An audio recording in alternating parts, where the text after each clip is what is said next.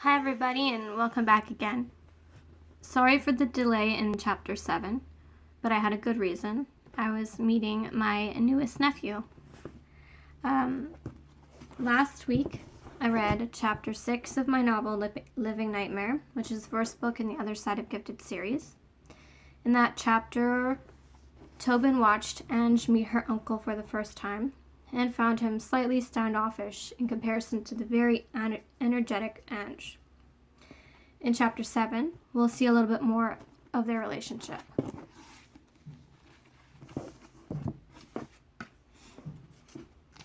Chapter 7. Masks. We all wear them. The brave use their actions to distract people from seeing the frightened child within. The meek use helplessness to hide the fighter gathering strength. And I feign indifference. I have to. I cannot hand them the weapon to destroy me. Tobin. Dr. Dawson noticed more than Tobin wanted him to.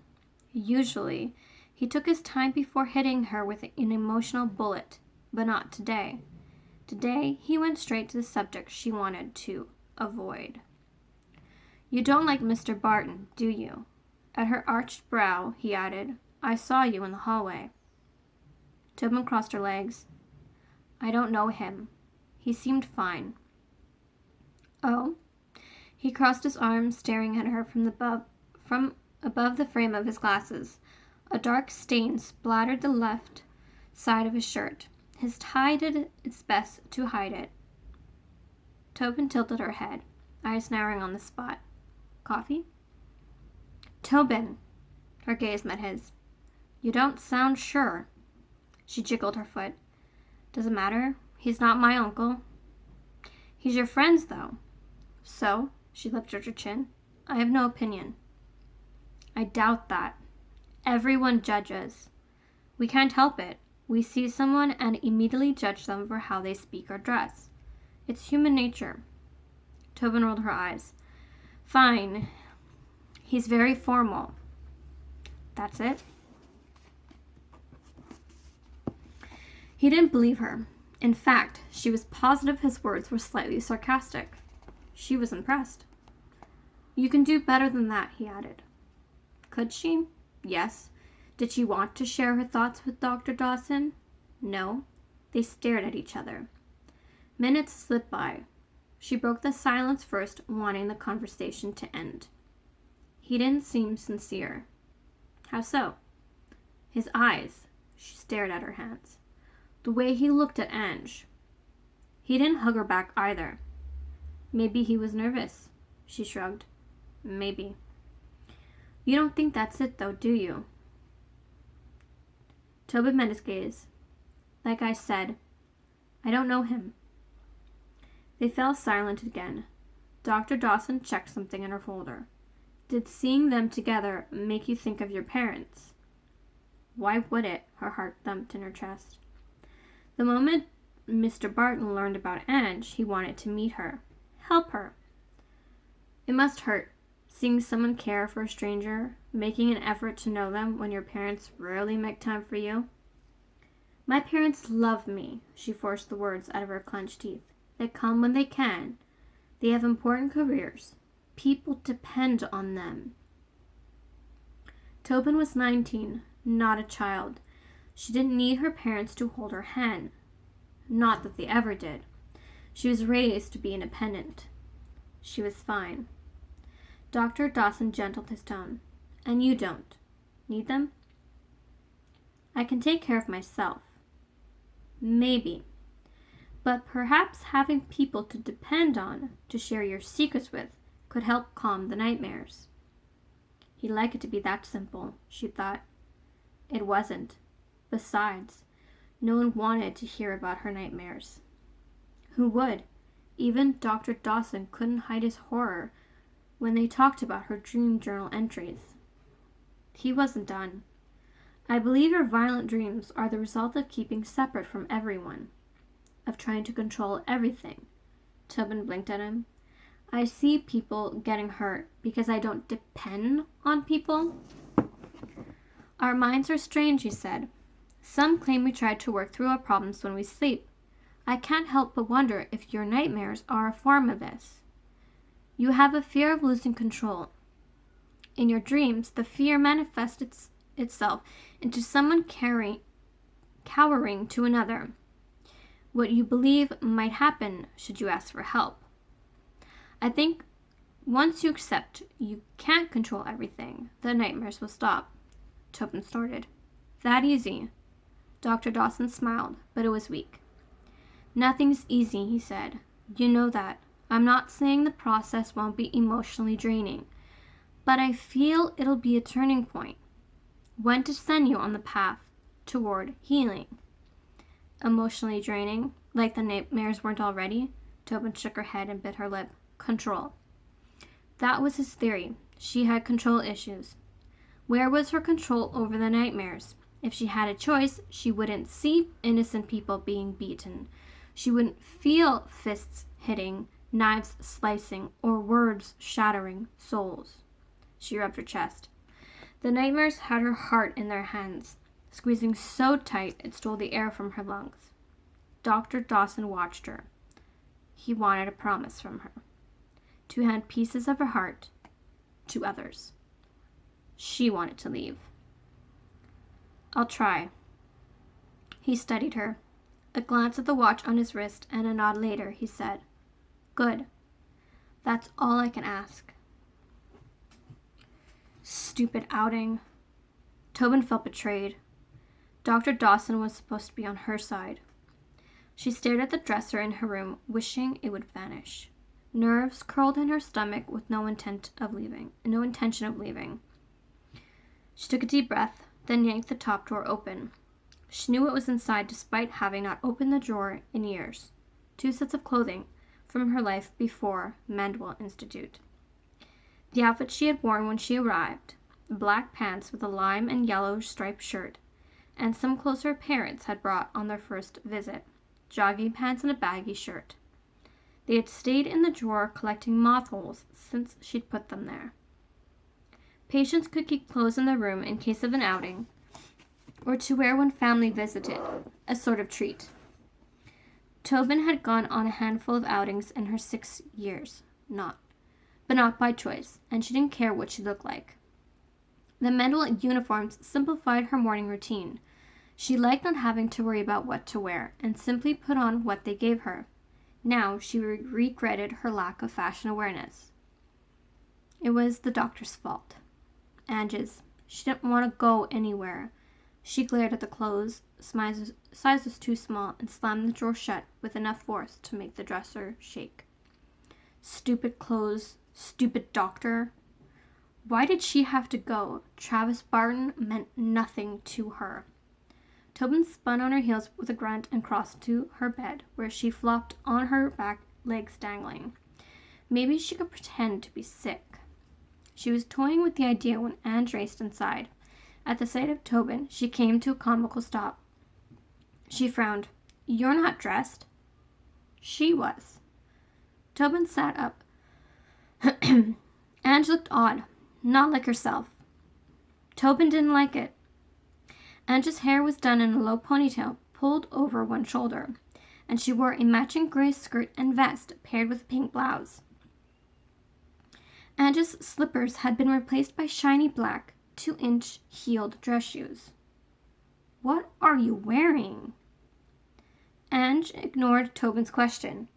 Uncle wants to leave in 10 minutes. You gotta change. Tobin stared at Ange.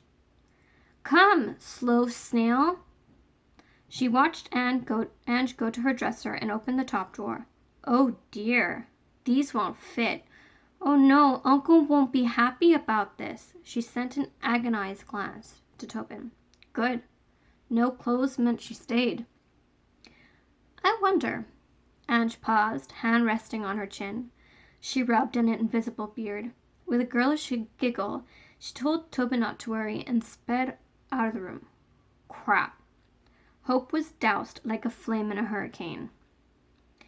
Ange returned less than 5 minutes later, carrying a green dress slung over one arm and a pair of ridiculously high black heels in her other hand. Nuh-uh. No way. Tobin eyed the heels. Not gonna happen. Ever. Ange kicked the door shut and ordered her to strip. Tobin was about to refuse when Ange's expression froze the words in her throat. She was nervous. Excited, yes, but anxious as well. Was she worried about being alone with her uncle? Shit. Ange needed her. Tobin couldn't let her down. Not when she was always there for her. Tobin dropped her shoulders in defeat. She slipped out of her slippers, towing them to the side. The rest of her clothes followed. When she was in her undergarments, Ange handed her the dress. Tobin hesitated. She really didn't want to wear it. Couldn't remember the last time she wore a dress. Come on, put it on. I want to see, Ange said. Okay. Relax. The dress was slinky and had a sweetheart neckline, which Tobin only knew because Ange was quick to point them out to her when she put on the dress. It was a bit loose in the waist and hung a couple inches below the knee. Ange moved behind her to zip her in with a hum of satisfaction.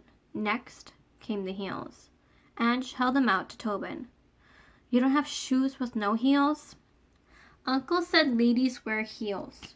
Mentally cursing, Tobin sat on her bed to fasten the dainty ankle straps. She had her doubts on how supportive the thin straps would be once she began to walk. Her ankles wobbled when she stood. Ange clapped her hands. What kind of insane person chose to wear heels? The things left her feeling unbalanced. As for the dress, well, there was a reason she liked the Medwell uniform. Tobin ran her hands down her sides, smoothing the material. Where'd the clothes come from? She asked. Uncle gave them to me. He won't mind you wearing my dress. It's much better than the small clothes. Ange looked her over. Gee, you're pretty. Tobin fidgeted, self-conscious under the scrutiny. You too, she said. Ange did look great, she had to admit. Just not herself. Thanks. We're going out to lunch. Ange's eyes widened. You need a reservation. Uncle says we gotta be on our best behavior so we don't embarrass ourselves. I'm a lady, he said. Today I act like a lady. You too. Ange went to clap her hands, but when her gaze roamed over Tobin's lion mane of hair, she gasped. Oh no, your hair doesn't match your clothes. We gotta fix it. Too bad we can't make a braid. Oh, your hair would be so pretty in a braid. She paused. Maybe we can wet it. Ange didn't answer. She went to the window and studied her reflection. Her hair was wilder than usual.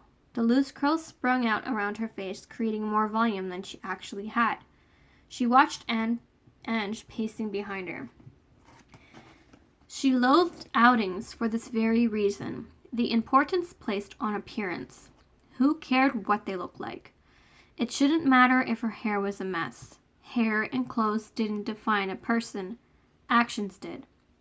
Damn Dr. Dawson. How was she supposed to be calm when the hoopla over how she presented herself in public made her want to puke? Ange threw her hands up in defeat. Maybe a bun? Tobin shook her head and gathered her hair from the top of her head. She separated into 3 sections and began to cross one over the other, adding hair as she went. Ange moved closer, hovering over her shoulder to watch. It took about 3 minutes to turn the chaos into a French braid. Tobin had to promise to braid Ange's hair later before it was time to leave her room. Her stomach flipped over and she pressed a hand to it. Please don't get sick. The thought repeated in her head as she followed Ange down the hallway to Dr. Dawson's office. Their heels echoed in the hall and brought patients from their rooms. Whispers drew Tobin's shoulders to her ears.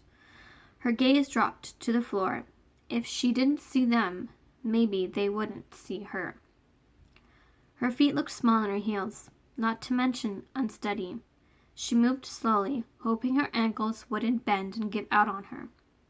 It was a losing battle. She held her arms out to her sides for balance. I must look ridiculous, she thought. A tight rope walker about to fall. No wonder the other patients stared. They're waiting for the heels to trip her. You two look so pretty, Nurse Stephanie exclaimed, stopping them from turning down the hallway. So close. Dr. Dawson's office was just a few steps away. Let's do pictures. Tobin tried to back up, but Ange wrapped an arm around her waist. Oh, yes! Ange struck pose after pose while Tobin stood uncomfortable at her side. Tiffany made suggestions. Make a silly face, do the duck face. Tobin ignored them.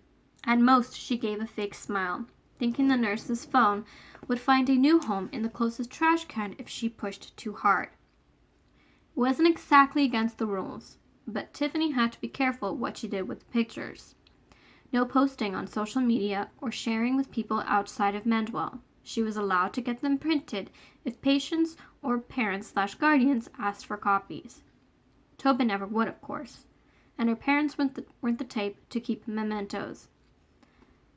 5 minutes later, Ange was tugging Tobin to Dr. Dawson's office and knocking on the door. You two look nice, Dr. Dawson said when he opened the door. Tobin glared at him. This was his fault.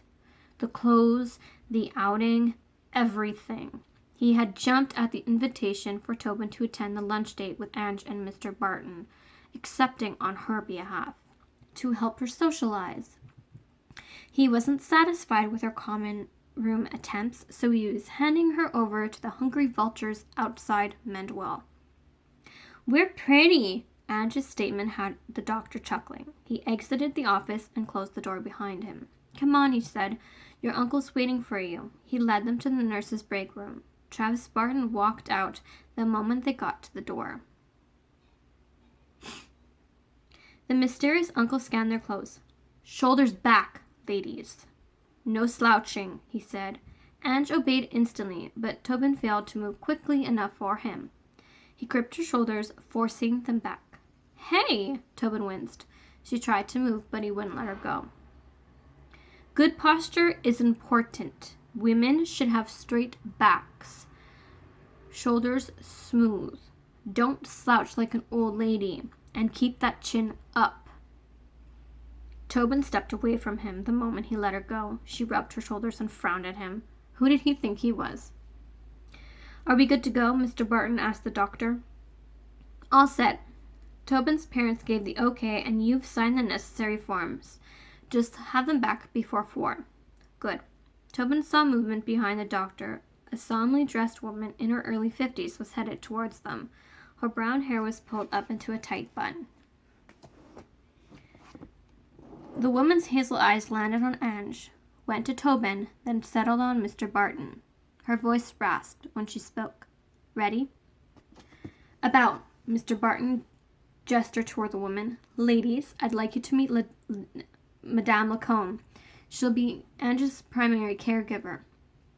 Madame Lacombe inclined her head. A pleasure. It's time, Tobin realized. She was about to walk out of Mendwell into a world she didn't belong to anymore. She was petrified. That was the end of chapter 7, and I should have chapter 8 posted on Monday. I'll try not to be late this time. As always, I hope you're enjoying the book, and I'll see you all next time. Have a good rest of the week.